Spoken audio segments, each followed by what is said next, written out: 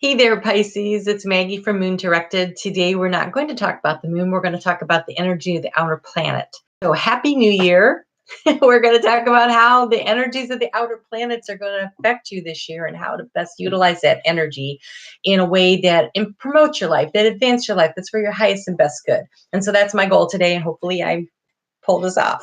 So I want to thank you so much. If you are returning, that is so awesome. I really appreciate it. You're helping me grow my channel. If you have subscribed or liked, these things are all really valuable in the analytics of it. But if this is the first time you're here, stick around. See if there's something you like. If you do, let me know. And everybody, please comment. Let me know, please, if this resonates with you, because I'd really like to know. I've never done a reading quite like this before, and I'm really excited about it.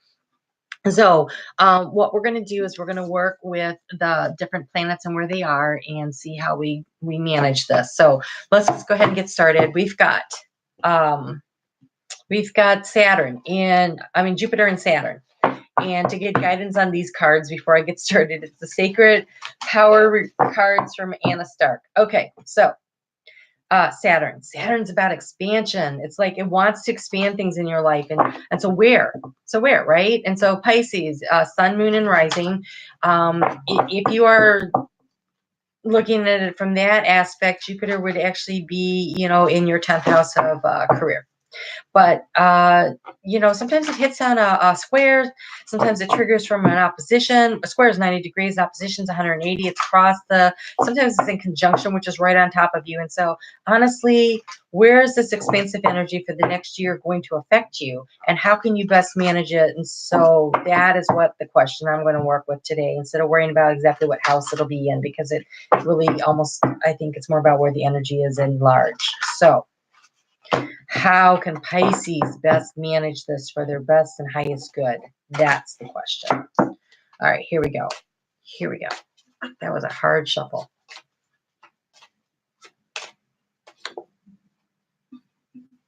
Okay, so Pisces, it's about boundaries.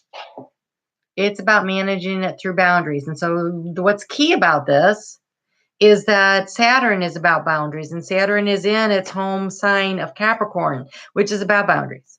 And so where Jupiter likes to say, yes, take off, run, go do what you want. And Mars just moved into Aries, and Aries says, ooh, I'm happy here because this is my home sign and I just want to jump off the bridge. And Saturn always goes, whoa, what are you thinking? Slow down. There's rules that have to be adhered to. There's guidelines, there's boundaries. And so apparently this year, for you to be successful, you'll want to pay attention to the guidelines and the boundaries. You aren't going to go running and jumping off the bridge. You aren't going to be just taking major leaps of faith without paying attention to the road signs around you. Where are the boundaries? Where are the limitations in order to have the best possible outcome? All right, so for Saturn, which, by the way, like I said, is a Capricorn all year.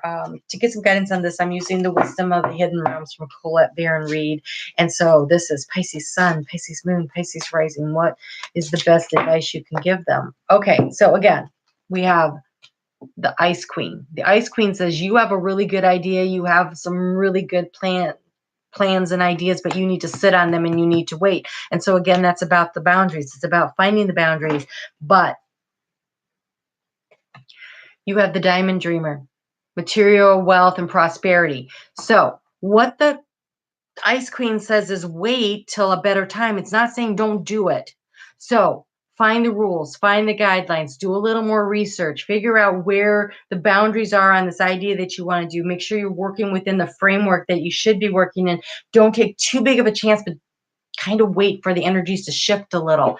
And that might happen. That might happen when Uranus moves into Taurus in March. So maybe it's just a few months you have to wait. I did a reading for someone yesterday, and that seemed like that was that kind of a time frame too. And it does say the winter. And when you read the card, it says about the winter. And so maybe waiting until after that shift has happened is a really good idea. So right now, think, plan, dream, put it on paper, make your way toward it, but don't go for it just yet. Okay, so Chiron. Chiron is in Pisces. What is Chiron? Well, Chiron is a centaur. In mythology, he was a centaur, and he was an immortal. And so he taught lots of the Greek gods and heroes, and he was a leader, and he was also a fighter because he's an archer, right? Sagittarius is an archer, and Sagittarius are centaurs, and he was in battle and he got shot in the Achilles heel, and he couldn't heal himself. He was a great healer that people came to, and yet he couldn't heal himself, and he was in such excruciating pain that finally Zeus took pity on him, and though he's immortal and he can't die, he took him out of his earthly body and he stuck him up in the heavens as a asteroid. And so he's the wounded healer. And how does this relate to your life? Well, he is between Saturn, which we can see with the naked eye, and Uranus, which we can't. So between the seen and unseen, there is this deep wound, this deep healing that needs to happen. And you work your whole lifetime on it. So you should really check out your birth chart. I do have the calculator below. I would check that out if I were you, to see where is this deep healing that needs to take place. And so how can we use the energy of Chiron, which is currently in Pisces, but moving into Aries on February 18th. How can we use this to help heal this lifelong journey that we're on, to heal this deep wound that sometimes we see and sometimes we don't, but boy, when it rears its ugly head, it's really hard and difficult. So if you have something in your life that you're like, oh, this always happens to me, key in on that, because that might be the wound that you need to heal. Okay. So like really take a look at your life. Where do you seem to always have like the same kinds of issues? And it'll be emotional. It might not be emotional, but it's in Pisces, so I feel like emotion will have play a part in it now. But it's moving to Aries, which is about getting action and getting things done. So take a look at your life and see where it is. So your guidance is, oh, okay, this looks more like Aries than Pisces. And Pisces is you guys understand emotions, right? Okay, so where are you self-sabotaging yourself? Where are you constantly doing the same thing over and over again to set yourself up? Now, there's a lot of ways to do this. Self-sabotage can come from speaking your words. Oh, this always happens to me. Well, when you do that, that makes you're creating the atmosphere around you of this negative words. This always happens to you. So my recommendation to help control your self-sabotaging, it would be instead to say things in a positive affirmation, like, I am loved. I am worthy. I am manifester of abundance. I am the creator of my own destiny. When you start using the I ams in the present tense and you find the things that you really important to you and you put those in I am statements and you say them. Well, I hit a part, I have a Pisces moon, and I had a part of my life that was really, really hard. And I was literally on the floor sobbing for hours. I don't even, it was horrible. It was a horrible situation. And then I got up and I went into my office and I grabbed a deck of index cards and I started writing I am statements. I'd never even heard of this, but I did it. So it was like intuition coming in, I suppose. And I started writing I am this, I am that. And then I read them every day. There were like 17 cards. I read them every day. It was 17 cards front and back. So it was like 34 I am statements. Some of them were duplicated because they were really important to me, but I read them every day, several times a day. And then I can tell you that within about 7 years, they were all reality. So you create your reality with the words you speak. So be careful. Are you self-sabotaging yourself with negative talk about yourself, about a situation? Don't do that. Choose your words carefully and only speak good things about yourself and the life you want to create. And that is how you're going to manage the self-sabotaging energy that you're going to be dealing with from Aries. Aries just likes to take off and run, and it's risky. It does risky things. So don't self-sabotage yourself by doing risky things. Remember to wait. See till things are better and have your hopes and goals and dreams. So stay within the boundaries. Don't take unnecessary risks that self-sabotage you, and don't choose words that self-sabotage you. Whew. Okay. Wow. That was important. All right. So then we have Uranus. Uranus is chaos. It's chaotic changes. It's sudden. It's abrupt. It's just when Uranus moved into Taurus, which is all about Earth and finances and sensuality.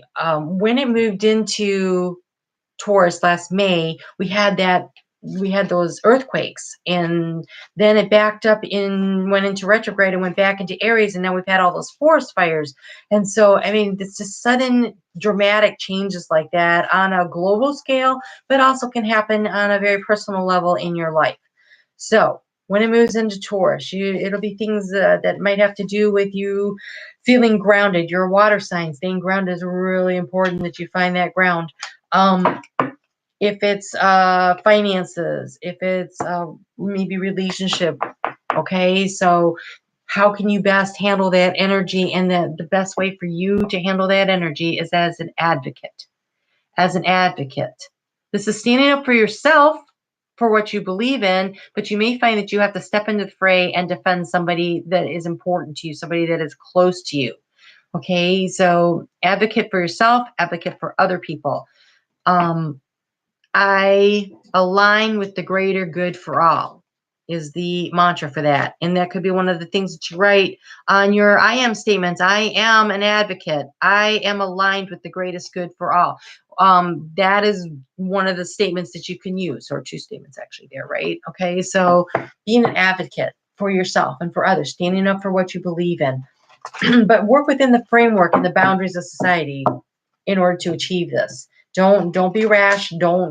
So the situation comes up and it seems terrible and there's a lot of chaos involved and you want to fix it and you want to be an advocate, do it within the guidelines of the system. So for instance, say something happens to your child at school and you don't want to create a problem by calling up the superintendent and giving him an earful, then that would be self-sabotaging to the system, that to your situation. That's not going to help you. That's not going to ingratiate him to you. That's not going to be a positive thing. So instead you would call him up and you'd say, I'd like to speak to you about this. And then you go in and you say, here's the situation. Do you have any suggestions? And make sure you go in with your own, but wait and listen to his first. And then say, okay, well, I was thinking something along this line, and then try to tweak his ideas to bring it around to be what you want, or her ideas. I don't want to gender that. But speak to the superintendent with, and then maybe you can advocate for your child in a way that is positive, and you get support, and you're working within the framework and the boundaries of the system, and then you're not self-sabotaging it. That's just one example. Okay, so Pisces. Neptune is in Pisces. That's where it belongs. It's happy there. That's hopes, goals, and dreams. This would be your first half of self. This is dreamy and what do you want to aspire to? And so how can you use this energy where Neptune is at home in your home sign of Pisces? That's wonderful. And so let's just see. It also can be dangerous. It can also have a lot of water involved, right? And too much emotional. So you may find that you need to contain it a little, but let's just see what we have here. Okay. So you have Uriel, which is about freedom. So I have a feeling that this is going to release you. This year you can be released from some of the deep water emotions that have held you back, that have self-sabotaged you, by working within the boundaries. You might find the freedom instead of spilling out all over everywhere like a flood, but staying within the boundaries of the river and flowing. There's freedom in the free flowing of the water. So get into the flow and evolution and evolution. Okay, so let's stick with the water thing.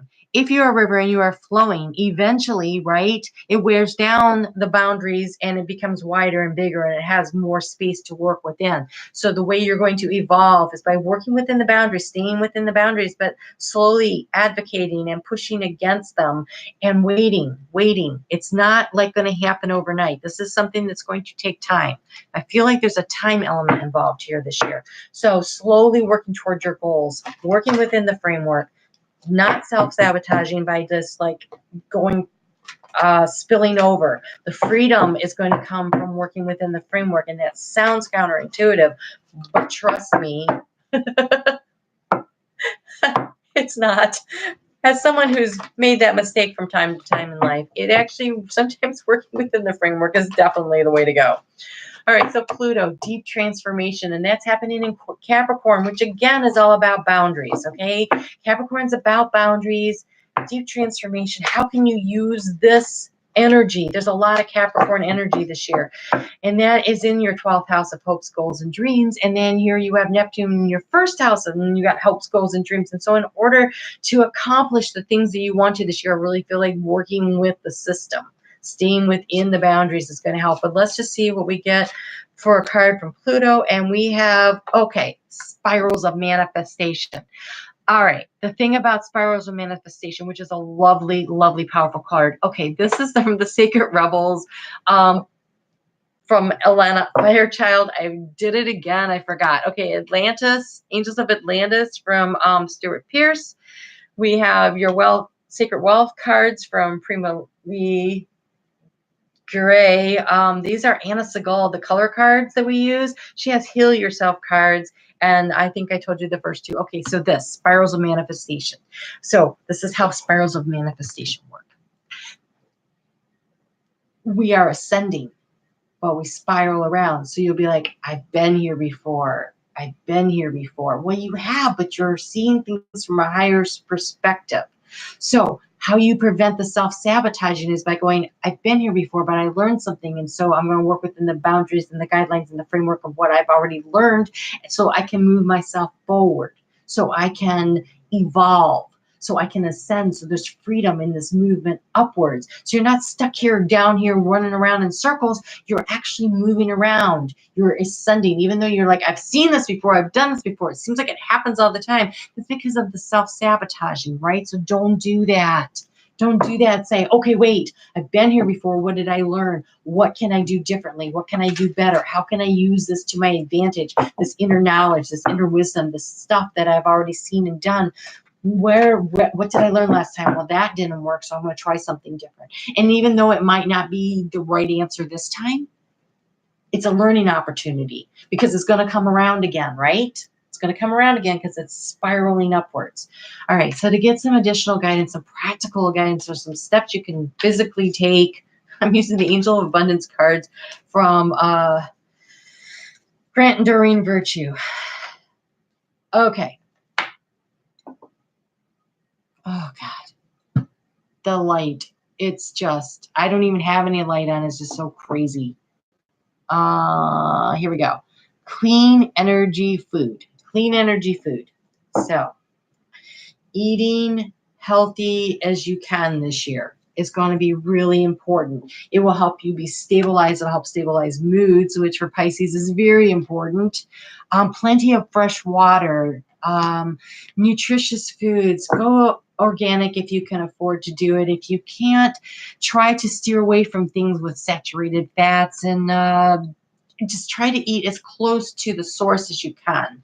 And if you can do organic, great. You know, so start working in that direction for more healthy eating habits. Pisces tend to have weight issues. We know this. So maybe this is a year where you kind of focus on your physical health. And that might be one of the self-sabotaging things that you need to be aware of. You know, what have you learned before? Well, that doesn't work. I'm going to do this better. You know, advocate for yourself when you go to see the doctor, right? I want to do this workout plan, but I'm going to freeze that idea until I can find someone that can show me the proper way to do things. It might be something like that. It could be something very simple. Yeah. Okay. That sounds right. I had to listen to myself. Sorry. Okay. Whew. All right. And before I finish up here, there is a new moon in Capricorn solar eclipse happening on Saturday, January 5th. I'm going to do a live with Q&A. So if you have questions and you want to interact, we can do that then. And, but I really recommend that you write down your goals for this year. List them out on a piece of paper. Don't use a computer, handwrite. Okay. And then flip the paper over, in the back, write all the things you're grateful for, because that's when the universe brings you more stuff, is when you acknowledge, when you say, thank you. I see that you're doing this and I'm so appreciative. And then they're like, ooh, let's give him some more. And so then you take that and you burn that on Saturday night and release it up and turn it over to God, universe, spirit, whatever, however you refer to the divine.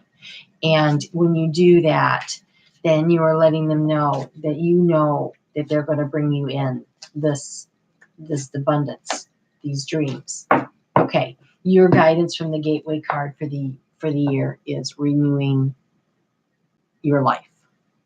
So it's pushing clutter off the edge, right? Well, this can be emotional clutter. This could be physical clutter. This could be too many things on your calendar clutter. It could be time clutter. It could be whatever is distracting you or keeping you from advancing your life in the way you want. Maybe it's cleaning the sugar and fatty foods out of your pantry. Do something. Even if you don't do anything other than organize your sock drawer, by physically going in and clearing a space, you help to create energy space clearing, which is going to be really important for you moving forward this year with all this stuff going on. So, all right, I hope I see you back here on Saturday for the new moon live Q&A. If not, I will see you next week when I do the weeklies on Sunday. And, be sure to leave me a comment or a thumbs up and let me know. Please let me know if this resonates with you. I really do want to know. Okay, you have a great, productive, happy new year, and I will talk to you soon.